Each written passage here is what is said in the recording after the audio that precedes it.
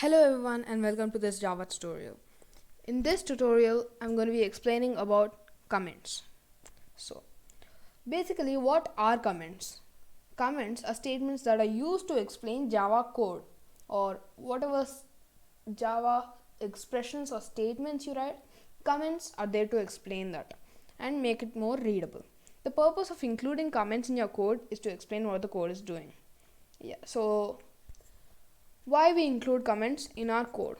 So example, you write some source code or some program with your own logic, and someone else wants that program and tries to read it, but they don't understand your logic, or they don't know some of your functions. Example, you write a hello world program and give a statement system.out.println hello world, but they don't understand what that system.out.println statement is for. Actually, they get confused. What is he doing over here? What are they doing by the statement? So that's where you get comments. Comments are used to uh, explain that code. Like beside that statement, if you include a comment like this statement prints hello world, then they'll understand that okay, this is a print statement, and whatever in the quotation marks is going to print that. So that's what comments are used for in Java. Java supports both single and multi-line comments. So you can understand by the comments names itself, single comments and single line comments and multi-line comments. So single line comments are obviously in one line itself, so they're in single line, and multi-line comments are in many lines. That is understandable. So let's move on to single line comments. Single line comments start with two forward slashes. So this is the forward slashes over here. You can see over here these are the two forward slashes, and single line comments start with them. And any text between the forward slashes and the end of the line, because it's a single line comment, the compiler is going to take till the end of the line from the forward slashes, from the point where the forward slashes are. Example, you write some statement, so it's going to compile that statement and then you give the forward slashes. From there onwards, it's going to ignore the whole line, like it'll move on to the next line and leave that line itself. So any text between the forward slashes and the end of the line is ignored by the Java compiler. This is an example of a single line comment. Now let's move on to multi-line comments. Multi-line comments start with a forward slash star and ends with a star and forward slash. So it starts with this and ends with this. Because it's multi-line comments, you have no definite number or a particular number of lines that it's going to end or start with. So it has a starting and an ending part to denote itself, unlike the single line comments. The single line comments does not have anything in the end because it does not require anything in the end. It has only one line. But the multi-line comments require some kind of termination to end the comments, because it can just keep on going forever. Any text between these two will be ignored by Java compiler. So anything you write, just like the single line comments, anything you write in between these two will be ignored by Java compiler. Java compiler won't even touch that. So this is the example of a multi-line comment. So it starts with a forward slash and a star. This is a multi-line comment, and whichever line you go, it indicates that line to be a comment with a star again, and ends the comments. This is like the continuation to the multi-line comment, and this is the ending. So it ends with a star and forward slash. Please subscribe to the channel. Okay, now let's try that in the actual Java environment, that is Eclipse. So open your Eclipse workspace, it will be blank. Then we have to create a new project. Let's create a new one, new Java project. Let's give it a name, lesson 2. Lesson 2, finish, create. Okay, so now we need a class. go on to src, new class. Let's give the class name comments. Public static void main and finish. So this will be your basic program once you create it. Now this over here, it's a comment to do auto generated method stub. So this main method is automatically generated by the Eclipse IDE. It tells that. Okay, so let's remove this comment. Now let's add some comments of our own. Okay, in the starting, let's give a comment. Say this program is written by whatever your name is. I'm going to write ceddarCoder.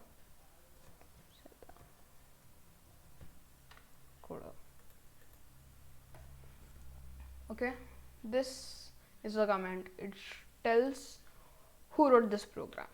Now if some people do not understand what this statement is for, public class comments, it creates a class. So it creates a class known as comments. Comments is the name of the class. So we can give a comment over here. Because of this open bracket, we can know that the class is starting over here. So we say class begins. And where does it end? When the corresponding one, like if you click on this open brace, it's going to box on the ending one, like where it's closing. So this one is a closing where the class is ending. So we can here give a comment, class ends. Now this public static void main string args. What is this? It is a main method, and just like a class, these open braces and closing braces are indicated for the opening and closing of the main method. So here we can say method begins, and here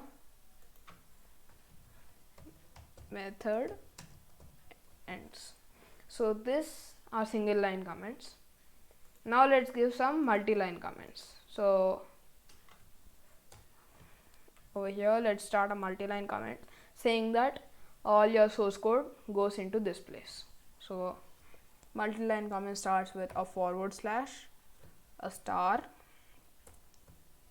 and this, if you click enter, it's going to generate this automatically. You can create a number of lines you want. So we'll say this is a multi-line comment, and let's say in this line your source code goes in here. Okay, you can write anything over here also, no problem.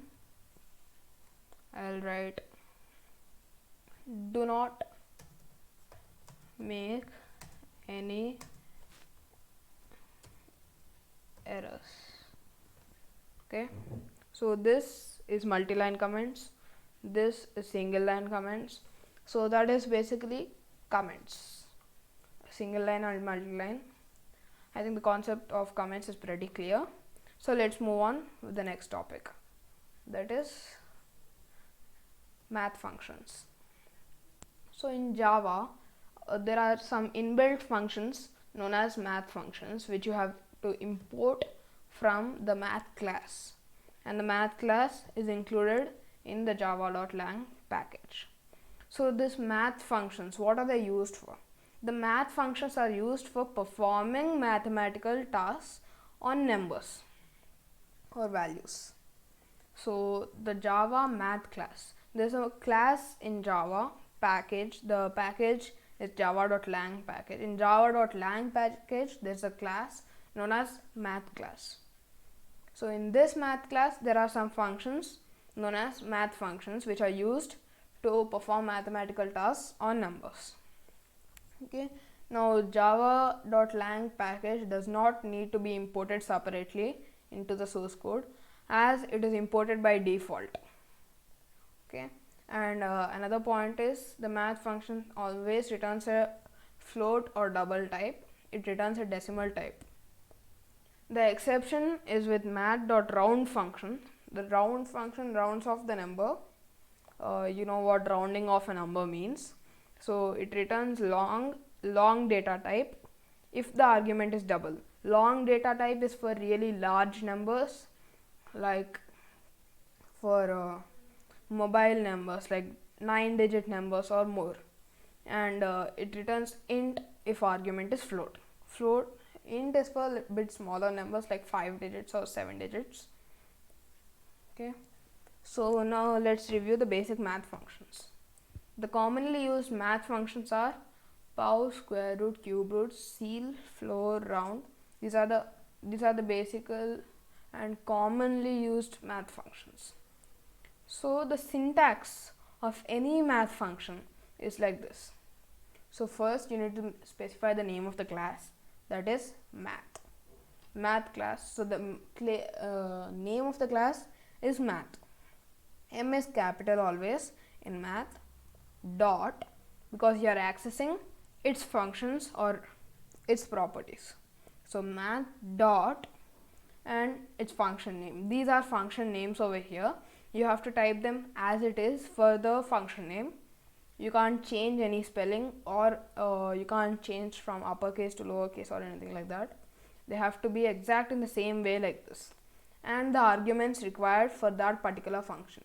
If you take pow, that is it raises some number to the power of some other number, so that requires 2 arguments, while ceil and floor require only 1 argument. So it's the number of arguments is dependent on the function. What function is it? So this is an example of using that function, system.out.println. This is a print statement, and in that we have math.pow 3,2. So what is math.pow? Over here I told you the syntax, math dot its function. So math dot, we are accessing pow over here. Pow is the power function. So it takes the argument 1 and raises it to the power of the argument 2. So we gave argument 1 as 3 and argument 2 as 2. So it raises 3 to the power 2.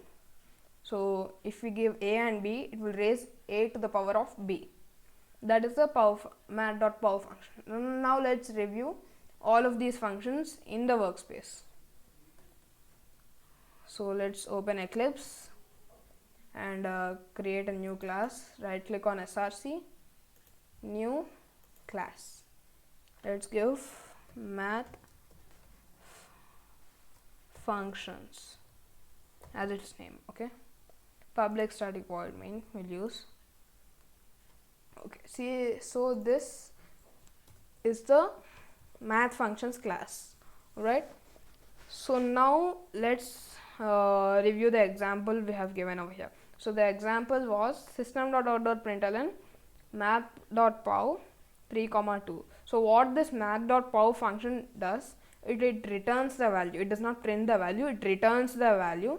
So you can initialize any variable with that value, or you can print that value separately using the system.out.println function. So let's go to the workspace. Let's try that. System.out.println and a semicolon. So in this we'll give the math function math.pow. Pow has 2 arguments, a and b. So let's give a value as 3 as given in the question and b value as 2. Okay, so what is the output we are expecting over here? Let's go to the example program. Output will be 9.0 because math functions mostly return double values, double or float, decimal values they return. So now let's run this. Right click, run as Java application.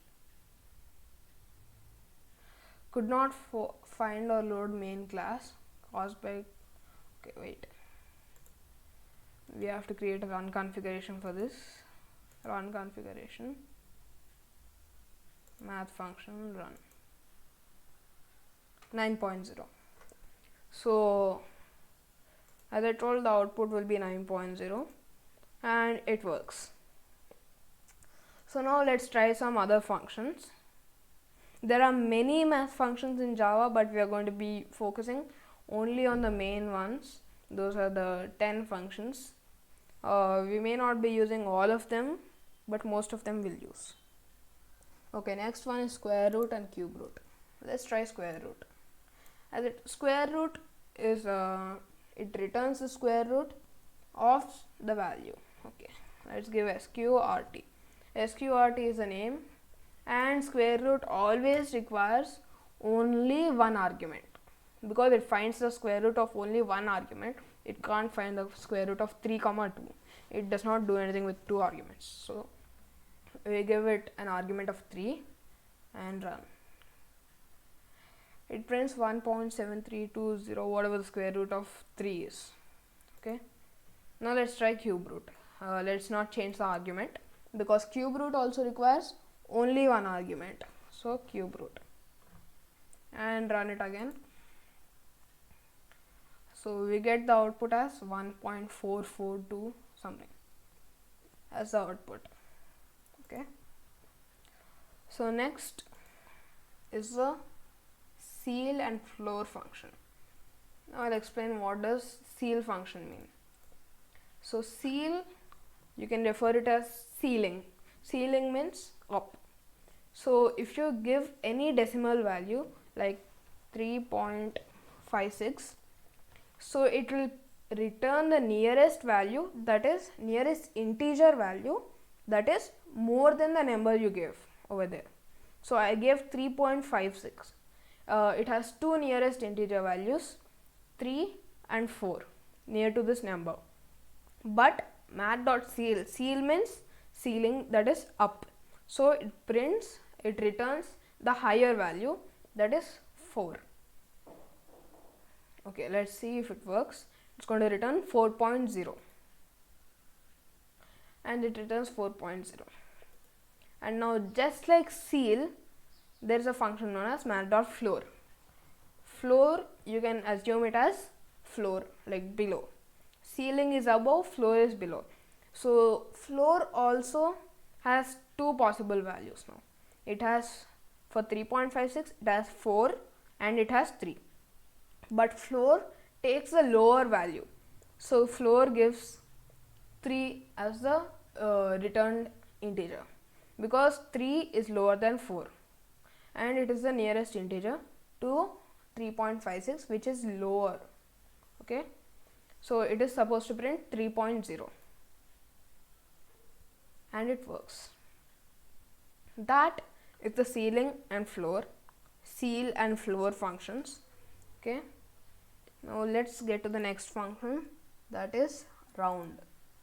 Now what round does is it rounds off the value of a double or a float. As I told you, it has an exception. If you give it a double value, it's going to return a long value. If you give it a float value, it's going to return an int value, and long takes more space than int. So what does round do? You must have learnt rounding of numbers in your previous class when you were at school, maybe. Rounding of numbers.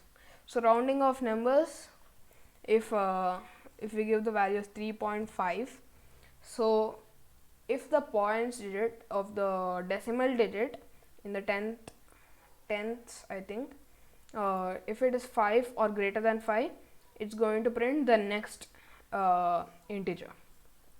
If it is lower than 5, it's going to print the below integer. Like if it's 3.5, it's going to print 4, and if it's 3.4, it's going to print 3. If it's 3.4 or 3.3, 3.2, 3.1, it's going to print 3. It's going to return 3. But if it's 3.5 or greater, it's equal to 3.5 or greater, it's going to print above 3.5, that is 4. Okay, This is like a mix of ceil and float functions. So let's see 3.4, it's supposed to print 3.0, 3, because round, if we give it a double data type, it's going to print a long. If we give it float, it's going to print int. Okay, so 3, and let's give it 3.5 and see, it's going to print 4. So that works. I think you have understood the math.round function. Next is math.abs. So if you guys can recall, you might have learnt about the absolute function. Absolute in maths, like in your maths class you might have learnt about absolute. So absolute, it's like any number given between these two dashes, like any number. If you give a negative number, -5, it's going to return, or any negative number inside those 5 dashes will be converted to positive. If it's positive, it's going to be used as it is, and if it's negative, then it's going to be converted to positive. You might have learned that in the maths class. So math.abs does the same thing. So if you math.abs return type is whatever you give the argument. If you give the argument as a integer, it's going to return integer. If you give it as decimal, it's going to return decimal. Like float, it will return float. Double, it will return double. So let's try to give it float, minus 3.4f. So it's supposed to print 3.4 minus 3.4f. F is used for float values. At the end of the value, f is supposed to be there for float values. Double values don't require this, but float values do. Now let's see what the output is. So it prints 3.4. It returns the positive version of whatever we give inside this. If we give -3, it's going to print 3. And if we give -3.0, it's going to print 3.0. So whatever its argument type is, that will be its return type, and whatever is inside that, it's going to print the positive of that. If it's positive, it's going to print as it is, return as it is. If it's negative, it's going to return positive. So that is a math.abs function. Next is math.max and math.min. So max function, what it does is it prints or returns the maximum value in 2 arguments. It has 2 arguments, a comma b, right? So if a is the greatest among these 2, it's going to return a. If b is the greatest among these 2, it's going to return b. Okay, so let's try 3 comma 2. 3 comma 2, math.max of 3 comma 2, it will return 3. Let's see, that's what it does. It returns 3. Now if there is a max function, there will also be a minimum function. Max is for maximum, then there will be a min, that's for minimum. Min. So min does the opposite of max. Max function returns the maximum value, min function returns the minimum value. So if you get 2 int values or maybe 2 float values, you give 3 and let's give it 3.256, whatever, 3.356. okay, it's going to print the minimum in this. The smallest one is going to print, let's give 3 and 3.01, okay, which is the smallest, it will return that, and system.out.println will print that. Okay, so it prints 3.0 because one of the argument is 3.01, that is a decimal one, so it takes both of the arguments as decimals. Okay, so that is the max and min function. Next remaining is the random function. Random function is a bit different from these two because it does not accept any arguments. It does not accept any arguments, the random function. So what math.random function does is that it takes any value from 0.0 and 1.0, some random value it's going to take, and return that value. So we take 0.0, between 0.0 and 1.0. So 0.0, it can return 0.0 or something greater than that, but it will not return 1.0. So returns the double value greater than or equal to 0.0 and less than 1.0. Okay, now let's try running this. 0.23, some double value should return. So this is the math.random function. So we can use the math.random function in different ways. Like we can use it to get some integer value between 0 and 100, or between any two numbers by using some logic that will be explained in the later videos. Okay, so that's it for this video, everyone. We have completed all the math functions and we have completed comments. So until now in all the videos, what we have completed is, we have completed variables and data types, we have completed comments and math functions, we have completed your first hello world program, okay, and we have completed downloading Eclipse and JDK. So this is what we have completed. In the next video, I'm going to be talking about operators. Operators is very important in Java. Okay. So thank you.